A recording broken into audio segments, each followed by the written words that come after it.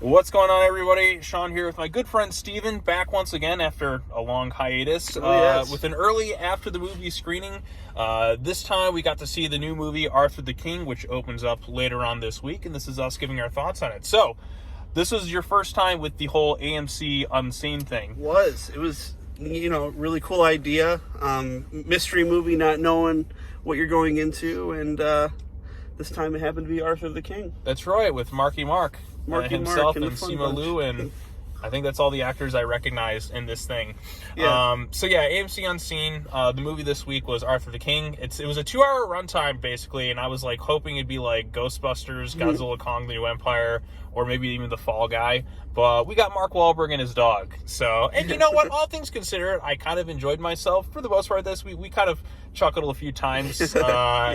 During the movie, because it's kind of like it's like a sports movie. Mark Wahlberg plays this guy who competes in this very competitive race, like cross country type race, where it's using all the elements, like there's rock climbing, biking, running, kayaking, like extreme sports type stuff. And his name is this guy Michael Light, and he fails at one point, like at the beginning of the movie.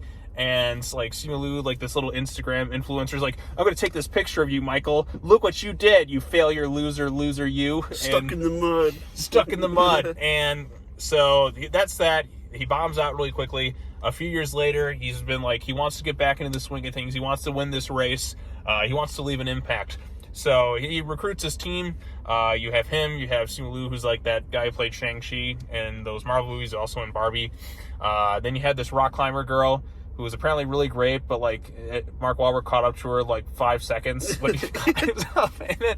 And then you had like some navigator guy, and then they meet their little canine companion along the way, which this dog follows them hundreds of miles. I guess this is based on a true story, and it's about them competing in this race, and with their dog that's kind of like has like an illness of some sort, but this dog's determination and heart kind of wills them through.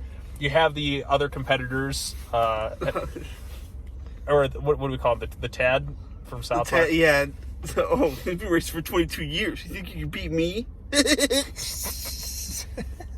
And like I said, it's that sports thing, and you're left kind of like, if you don't know the full true story, you're kind of left wondering, okay, this either ends one of two ways, very optimistically or very depressingly. Yes. So we'll see where it kind of goes. But what did you think of Arthur the King?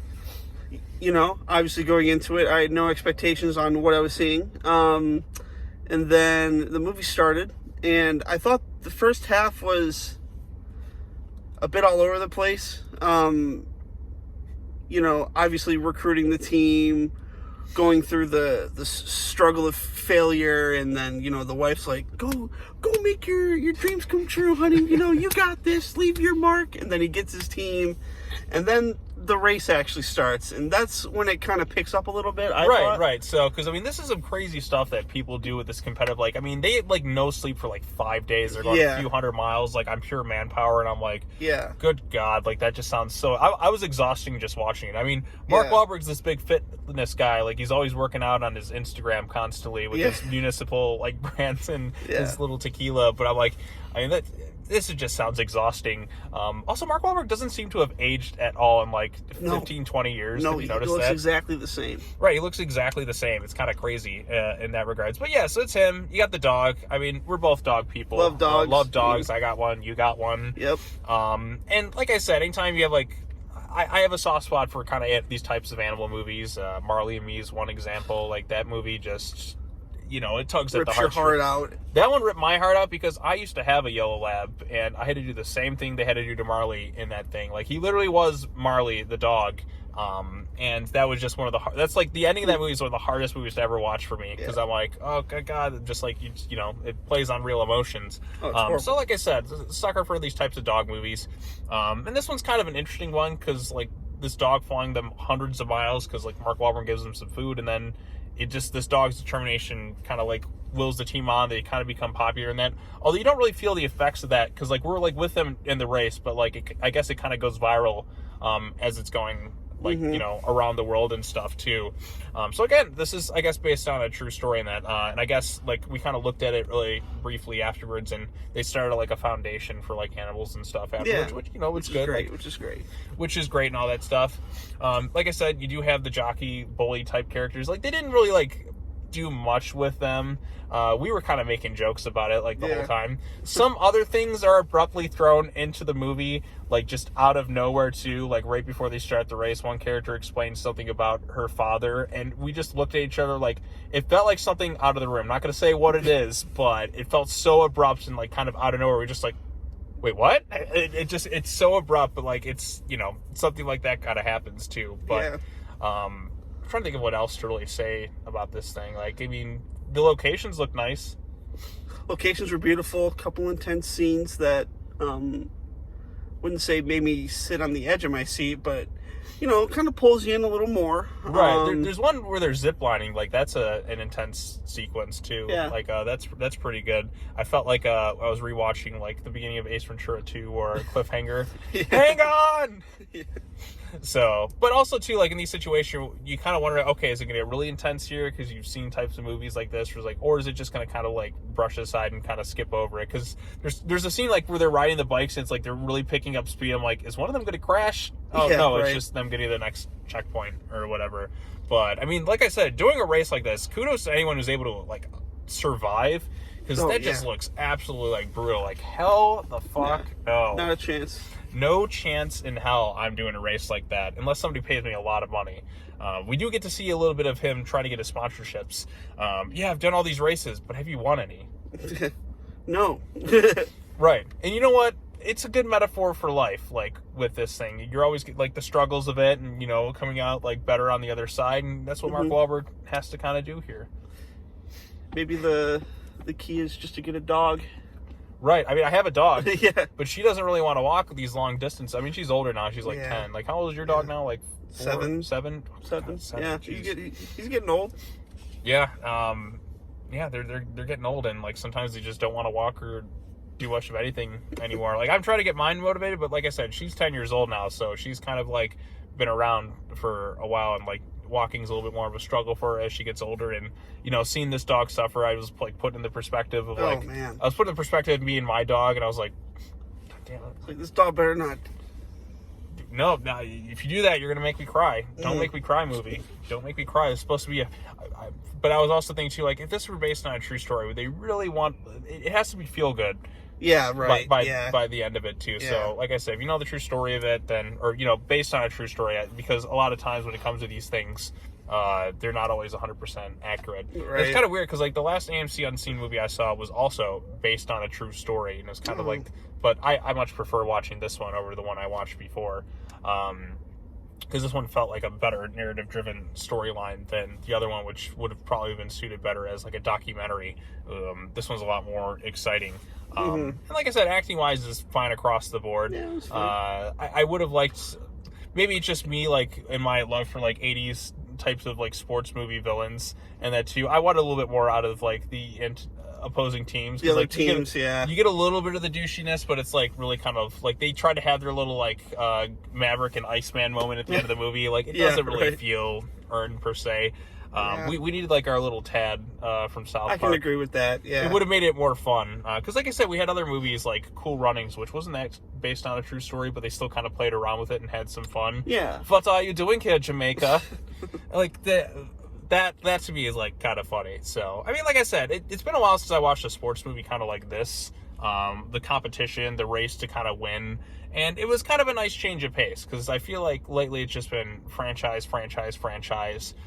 Occasionally I'll see something outside of it. Like, I wasn't really like planning on seeing this movie beforehand, but you know, it's kind of nice to be surprised and like see something a little bit outside the typical fare, I should say. Yeah. So. Yeah, it was cool. You know, it's a really good idea by AMC to have these, and I mean, I definitely would not have seen this movie if I, you know, hadn't have and you done know, this. That's part of the fun, though. I like the mystery box aspect when it comes to this, because like you said, you want to be surprised from time to time. Yeah. So. And you know, it wasn't too bad. Like I said, I enjoyed the the second half of this movie more than the first half. Right. Once they get to the actual racing stuff, before that, it's like, well, the main race, the rematch. Oh, rematch? Yeah, the rematch? Oh, Josh. Yeah. I got to rewatch the Aspen episode of South Park. It's so my good. it's my favorite one. It's the most like silly 1980s parody, whatever you can get. But I'm gonna beat him. I'm gonna beat him. I was half expecting like the opponents to start cheating. Oh yes, nice try with your dog. Like Yeah. you kind of get a little bit of that with the bully, I guess, of the other side. But it's so like minuscule. I would have liked a little bit more scenery chewing. Oh yeah, look at you and your dogs. Yeah. just something kind of like dumb like that. So. Dog looks worse than you. Jeez.